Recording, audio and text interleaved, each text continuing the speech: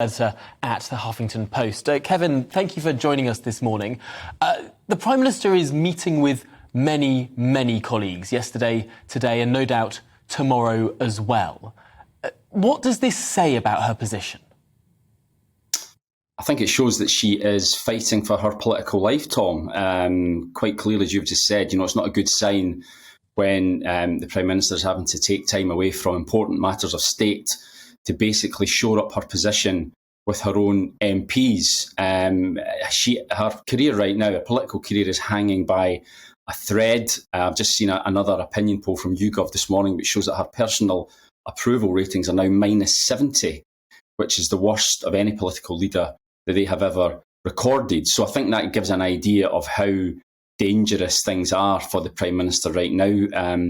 She is effectively in office, but not in power. Her whole economic strategy, the ideas, the policies that she fought and won the Tory leadership campaign on have turned to dust. She's had to bring in Jeremy Hunt to become Chancellor just 3 weeks after Kwasi Kwarteng was appointed Chancellor. So, it's not looking good, to put it mildly.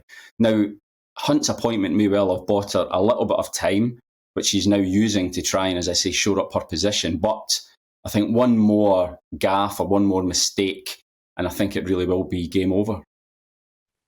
Yet, what some economists would say is that the tax cuts were a relatively minor element of the overall growth plan, that the most significant element of the growth plan would be these up to 8 pieces of supply-side reform, reforming the planning system, reforming childcare, even migration, all of these different areas, which were expected to be rolled out this week and next in the run-up to the 31st. Will she now get a chance to push forward that agenda that we did understand to be quite ambitious of supply-side reform boosting growth? Does that become all the more important now that the tax cuts have been junked?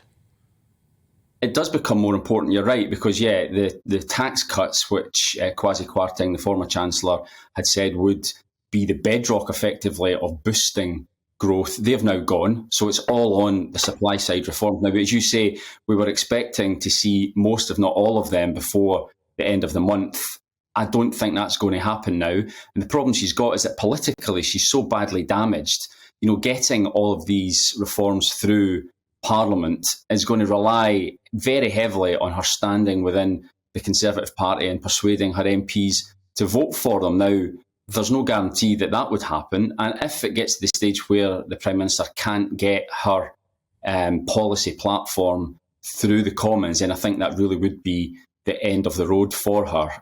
So, everything now is basically out of her hands. She's made such a mess of the first few weeks of being Prime Minister. She's burnt through any political goodwill that she had, that really, as I say, any gaffe or mistake or problem that she encounters now, I don't see how she recovers from it. So it's just looking very, very difficult for her. And the other thing that she's got in her favour, of course, is that her opponents can't agree on what comes next. They might know how to get rid of her, but they can't agree on how her successor should be elected and indeed who that successor should be.